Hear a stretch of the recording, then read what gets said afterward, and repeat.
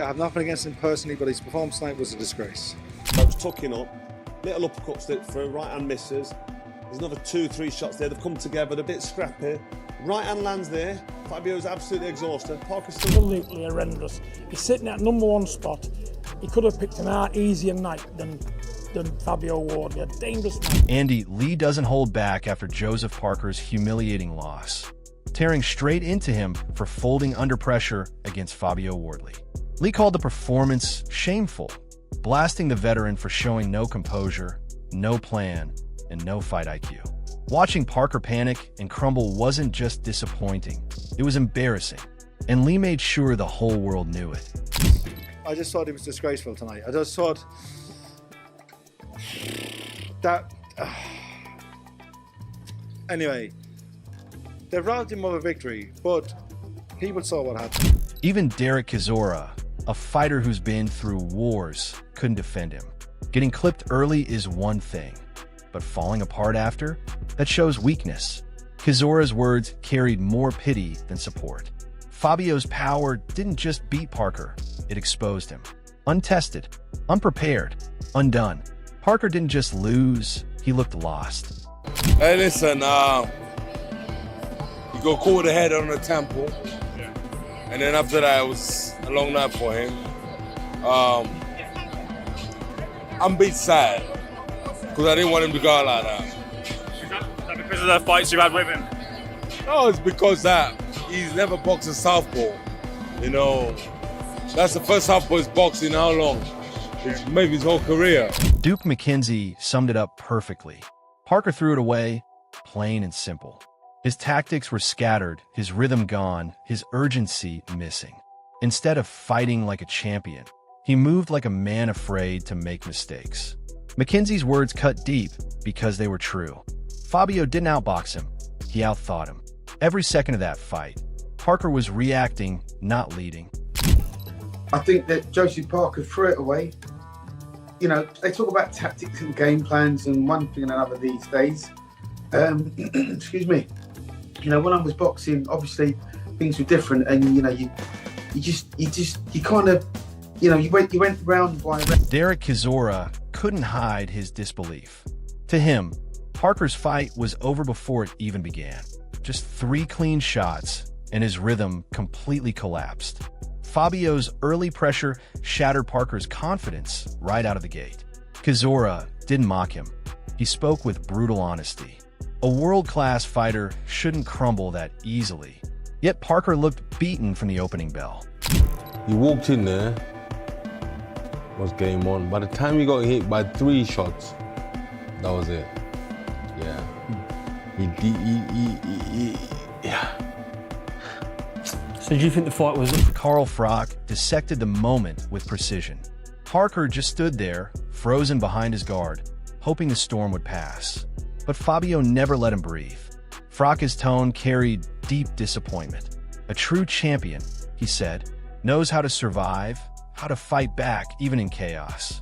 Instead, Parker looked helpless, like a man waiting for the referee to save him. He didn't throw much back. He should have either grabbed on, took a knee, or at least threw a bit more back. He was sitting back with his guard up, taking punches. It looked messy, it looked like he was under attack, and he was hurt. Duke McKenzie saw it as pure self-destruction. Parker stepped into the ring without a plan, completely misreading Fabio's timing and rhythm. With every round, he lost more control, drifting further from composure. McKenzie didn't sugarcoat it. This wasn't about power, it was about IQ. Fabio adapted, evolved, and executed, while Parker kept circling the same mistakes until they finally broke him. For me, the only thing that disappointed me about Parker was he threw it away. Because tactically, got his tactics all wrong. I know in heavyweight boxing, all heavyweights hit hard, but Fabio Wardley's on a great run of knockouts, right? Just knocking everyone out. Anybody put in front of me blows it. Tyson Fury tried to stay respectful, but even he couldn't defend what happened. His concern for Parker was real, yet his words carried undeniable truth. Fabio dominated him, clean.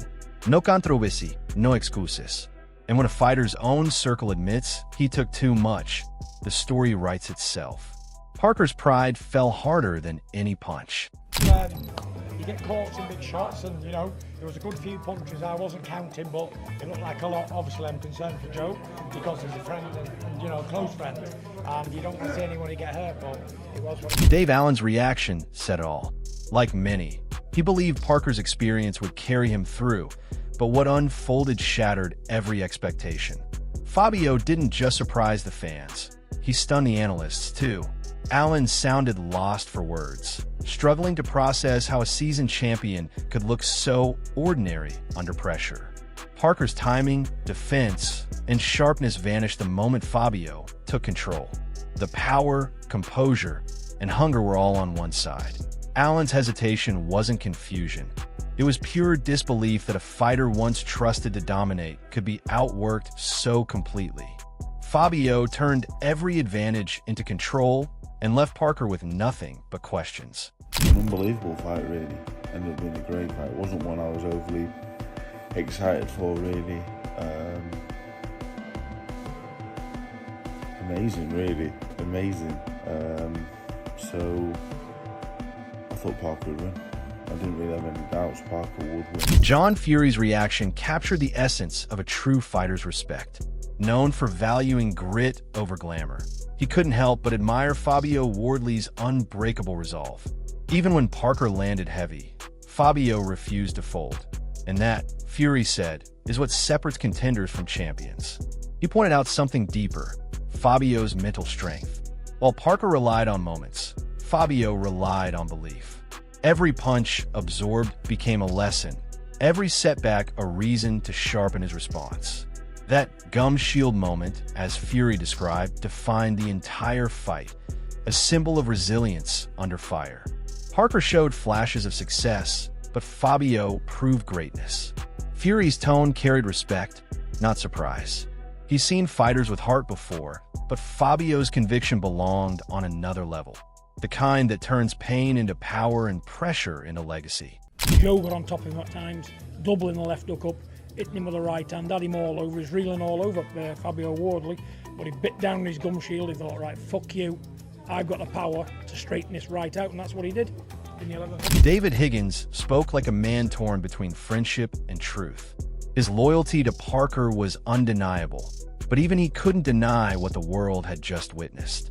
Parker had moments, yes, but once Fabio connected clean, everything changed. That shot wasn't luck. It was the moment Fabio proved his power was real, not hype. Higgins' tone carried sympathy, but the truth spoke louder. Fabio broke Parker down mentally and physically. Each round peeled away another layer of confidence until there was nothing left but survival. For Parker, this wasn't just a loss, it was exposure. Fabio's timing, composure, and instinct stood levels above. Higgins didn't need to spell it out. Everyone could see it. Parker had been outclassed, outpunched, and out of answers. He was winning most of the rounds, but you know, Wardley's got that big equaliser and rattled them, and Joseph's my friend. It's hard to watch your friend getting punched or hurt. Johnny Nelson didn't sugarcoat a word. His breakdown cut deep. This wasn't about skill, it was about ego. All the confidence, all the bravado, all the talk evaporated in minutes once the bell rang. Nelson called it straight. Parker's downfall was self-inflicted. Fabio didn't just take the belt, he took Parker's pride. Every clean shot was a reminder that composure and conviction can't be faked under pressure. Nelson, a man who's lived through boxing's highs and humiliations, saw what others hesitated to say. Parker's silence after the fight wasn't dignity, it was defeat. In Nelson's eyes, Fabio exposed the gap between talk and truth. No controversy, no excuses, just a cold reality. Parker hadn't just lost a fight, he lost face. On my face, I've got to get a job done here. So after the things he said the last time, he knows he probably mugged himself off. I think that probably hurt him more than anything, hit his pride. Ajit Caballe's reaction said it all: disbelief. He, like everyone else, couldn't understand how Parker's early control unraveled so fast. Caballe gave credit where it was due, but even he admitted something deeper went wrong. It wasn't Parker's strength or size that failed him. It was his mindset. Fabio Wardley didn't win by chance. He outlasted, outthought, and outwilled Parker in every exchange. That momentum-shifting punch wasn't luck. It was the result of constant pressure, perfect timing, and unshakable focus. Parker's conditioning faded, his rhythm disappeared, and the confidence drained from his body. Meanwhile, Fabio grew stronger, calmer, sharper, and more composed. Cabello's tone mixed confusion with admiration because what he witnessed was the mark of a true champion, a fighter who turns near defeat into total domination. Parker learned that lesson the hard way, and the entire boxing world saw it unfold in real time. A crazy fight, you know. I see Parker was 7 rounds, maybe. I think Parker win, you know. But you know, this is a heavyweight box. You know, one punch can change the fight. You know, and you see the result. You know, I don't know why Parker after 7 rounds he go back. I think he have too much muscle, you know, too much weight. A little bit. I think not so much. So tell me, who are you backing now? Should Joseph Parker chase redemption, or has Fabio Wardley officially claimed his throne? Drop your thoughts below. This debate isn't over yet.